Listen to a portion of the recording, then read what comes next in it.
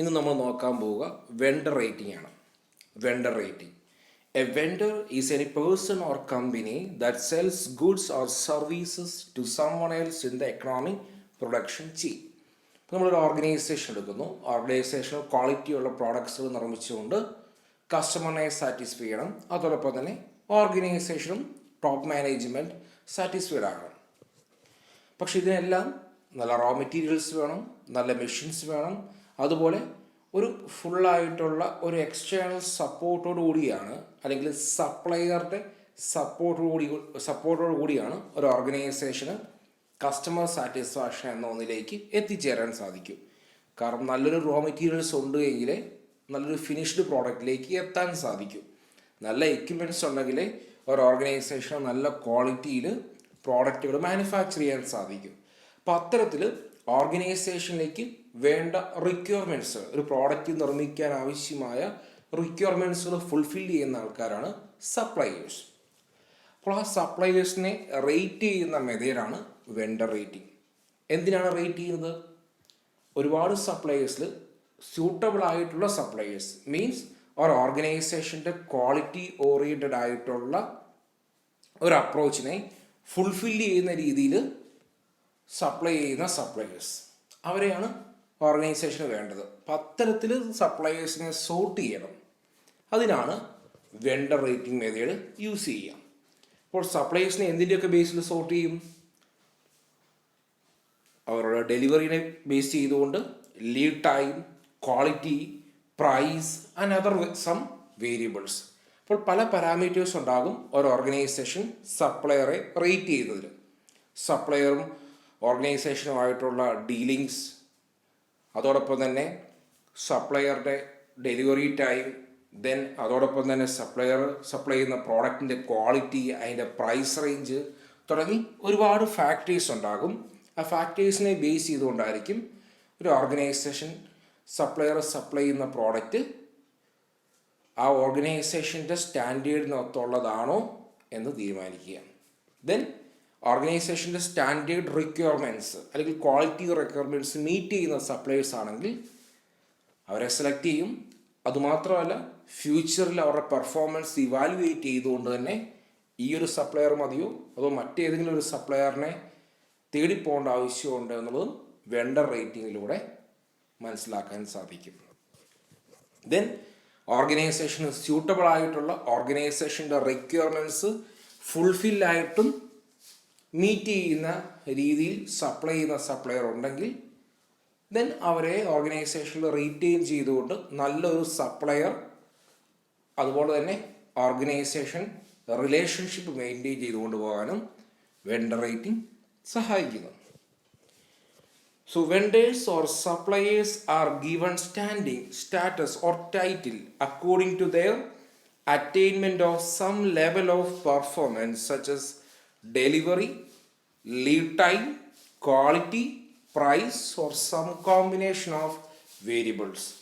ഇപ്പോൾ ഓർഗനൈസേഷനിൽ കുറച്ച് പാരാമീറ്റേഴ്സ്, അതിൻ്റെ ബേസിലായിരിക്കും വെണ്ടർ റേറ്റിംഗ് നടത്തുക. അല്ലെങ്കിൽ ഒരു സപ്ലയറിനെ റേറ്റ് ചെയ്യുക. ആ സപ്ലയർ എങ്ങനെയുണ്ട്, ഫ്യൂച്ചറിൽ ആ സപ്ലയറിനെ വീണ്ടും സെലക്ട് ചെയ്യണോ, അല്ലെങ്കിൽ ആ ഒരു സപ്ലയറിൻ്റെ ബാക്ക്ഗ്രൗണ്ട്, ഹിസ്റ്ററി, അതുപോലെ തന്നെ അവരുടെ പ്രോഡക്റ്റിൻ്റെ ക്വാളിറ്റി, അവരുടെ ഡെലിവറി എങ്ങനെയുണ്ട്, അവരുടെ പ്രൈസ് റേഞ്ച് എങ്ങനെയുണ്ട് തുടങ്ങി കുറേ ഫാക്ടേഴ്സിൻ്റെ ബേസിൽ അവരൊക്കെ ആണോ അല്ലയോ എന്നുള്ളത് റേറ്റ് ചെയ്യും. Vendor rating is a method to evaluate a vendor against certain parameters related to these supplies. ഇപ്പോൾ സപ്ലൈ ആയിട്ട് റിലേറ്റ് ചെയ്യുന്ന കുറേ പാരാമീറ്റേഴ്സ് നമ്മൾ ഓൾറെഡി കണ്ടു. പർച്ചേസ് ചെയ്യുമ്പോൾ ഒരു ഓർഗനൈസേഷൻ, ഒരു കമ്പനി, അവർക്ക് വേണ്ട റിക്വയർമെൻറ്റ്സുകൾ, അത് പർച്ചേസ് ചെയ്യുമ്പോൾ എന്തൊക്കെ കാര്യങ്ങൾക്കാണോ ഇമ്പോർട്ടൻസ് കൊടുക്കുന്നത് അതാണ് പാരാമീറ്റേഴ്സ്. ആ പാരാമീറ്റേഴ്സിൻ്റെ ബേസിലായിരിക്കും വെണ്ടറിനെ റേറ്റ് ചെയ്യുക. Vendor rating is used as a tool for narrowing down the supplier base for productive management of materials function. The same system is used continuously to assess strengths and weakness of short listed vendors for their effective development. ഇപ്പോൾ കുറേ സപ്ലയേഴ്സിൽ suitable ആയിട്ടുള്ള ഒരു ഓർഗനൈസേഷൻ്റെ റിക്വയർമെൻറ്റ്സുകളെ meet ചെയ്യുന്ന രീതിയിലുള്ള suppliers അവരെ കണ്ടെത്താൻ vendor rating ഹെൽപ്ഫുള്ളാണ്. അതോടൊപ്പം തന്നെ സെലക്റ്റഡ് ആയിട്ടുള്ള വെൻഡേഴ്സ് അവരുടെ ഫ്യൂച്ചർ പെർഫോമൻസ് എങ്ങനെയുണ്ട് എന്നുള്ളത് ഇവാലുവേറ്റ് ചെയ്യുന്നതും വെണ്ടർ റേറ്റിംഗ് എഫക്റ്റീവായിട്ടുള്ള ഒരു മെത്തേഡ് ആണ്. Then objectives of vendor rating. നമ്മൾ നേരത്തെ പറഞ്ഞ കുറേ കാര്യങ്ങളൊക്കെ തന്നെയാണ് ഒബ്ജക്റ്റീവായിട്ട് വരിക. The main objective of supplier evaluation process or vendor rating is to reduce purchase risk and maximize the overall value of the purchaser. അപ്പോൾ മെയിൻ ആയിട്ടുള്ള ഒബ്ജക്റ്റീവ് എന്താണ്? ഈ സപ്ലയറിനെ റേറ്റ് ചെയ്യുന്നത് മൂലം ആ സപ്ലയറെ കയ്യിൽ നിന്ന് പർച്ചേസ് ചെയ്യുന്നത് മൂലം ഉണ്ടാകുന്ന റിസ്ക്. ആ സപ്ലയർ റേറ്റ് കുറഞ്ഞ ഒരു സപ്ലയർ ആണെങ്കിൽ അവിടെ റിസ്ക് ഫാക്ടർ കൂടും. മേ ബി ക്വാളിറ്റി കുറഞ്ഞ പ്രോഡക്റ്റ് റോ മെറ്റീരിയൽസ് ആണ് സപ്ലൈ ചെയ്യുന്നത്, മെഷീൻസ് ആണ് സപ്ലൈ ചെയ്യുന്നതെങ്കിൽ അവിടെ ഓർഗനൈസേഷന് റിസ്ക് ആണ്. മീൻസ് അത്തരത്തിലുള്ള റോ മെറ്റീരിയൽസ് ക്വാളിറ്റി കുറഞ്ഞ പ്രോഡക്ട്സ് ആയിരിക്കും നൽകുക. അത്തരത്തിലുള്ള ലോ ക്വാളിറ്റിയുള്ള മെഷീൻസ് ആണെങ്കിൽ അതിന് മെയിൻ്റനൻസ് കൂടുതൽ വരും. ദെൻ അത് ഫൈനൽ ഔട്ട്പുട്ടിനെയും പ്രൊഡക്ഷൻ പ്രോസസ്സിനെയും ഒക്കെ ബാധിക്കും. സോ പർച്ചേസ് മൂലമുള്ള ആ റിസ്ക് ഫാക്ടർ കുറയ്ക്കാൻ വെണ്ടർ റേറ്റിംഗ് ഹെൽപ്ഫുള്ളാണ്. അതോടൊപ്പം തന്നെ ഓർഗനൈസേഷന് അവരുടെ ക്വാളിറ്റിക്ക് ചേരുന്ന സ്റ്റാൻഡേർഡുള്ള സപ്ലയറിനെ ഓപ്റ്റ് ചെയ്യാനും ഇതുവഴി സാധിക്കും. Some of the other criteria used in the preliminary evaluation of suppliers include financial risk analysis, evaluation of previous performance, evaluation of supplier provided information. അപ്പോൾ വെണ്ടർ റേറ്റിംഗിലൂടെ സപ്ലയറുടെ പെർഫോമൻസ് എങ്ങനെയുണ്ട്, സപ്ലയർ നൽകുന്ന പ്രോഡക്റ്റിൻ്റെ ക്വാളിറ്റി എങ്ങനെയുണ്ട്, സപ്ലയറുടെ ബാക്ക്ഗ്രൗണ്ട്, അവരുടെ past experience എങ്ങനെയാണ്, അതുപോലെ തന്നെ supplier അവരുടെ ഇതുവരെയുള്ള പെർഫോമൻസ്, മീൻസ് അവരുടെ പ്രോഡക്റ്റ് മറ്റ് കമ്പനീസ് യൂസ് ചെയ്യുമ്പോൾ അതെങ്ങനെയാണ് തുടങ്ങിയ എല്ലാ കാര്യങ്ങളുടെയും ഡീറ്റെയിൽ ആയിട്ട് സ്റ്റഡി ചെയ്തതിൻ്റെ ബേസിലായിരിക്കും ഒരു വെണ്ടറെ സെലക്ട് ചെയ്യുക. Then vendor rating helps the buyer in the future selection of the vendor. അപ്പോൾ വൺസ് ഒരു സപ്ലയറിനെ സെലക്ട് ചെയ്താൽ ഫ്യൂച്ചറിലും അതേ സപ്ലയറിനെ തന്നെ ഓപ്റ്റ് ചെയ്യാൻ, അല്ലെങ്കിൽ കമ്പനിയിൽ അതേ സപ്ലയറിനെ തന്നെ റീറ്റെയിൻ ചെയ്തു പോകാൻ ഒരു പരിധിവരെ വെണ്ടർ റേറ്റിംഗ് ഹെൽപ്ഫുള്ളാണ്. Then what are the different methods of vendor rating?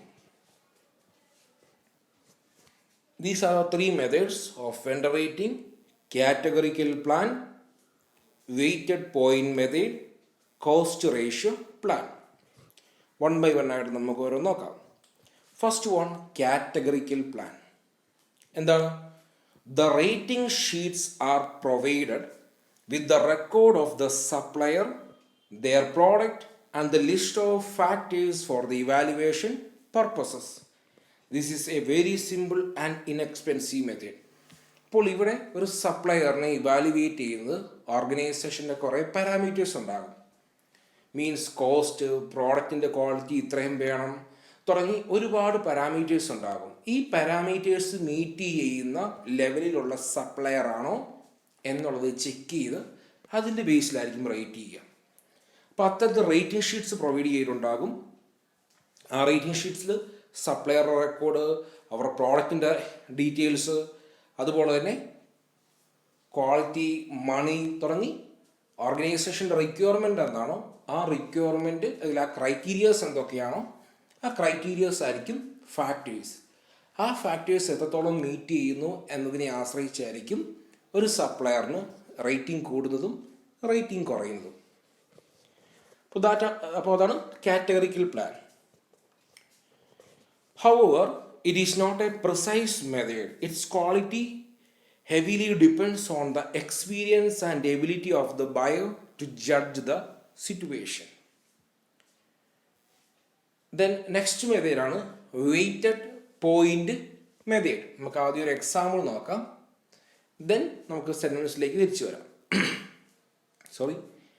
Here is an example. A company decides the three factors to be considered. ഒരു ഓർഗനൈസേഷൻ സപ്ലയറെ സെലക്ട് ചെയ്യുന്നതിൽ 3 മെയിൻ ഫാക്ടേഴ്സാണ് വയ്ക്കുന്നത്. First one is quality, then price and timely delivery.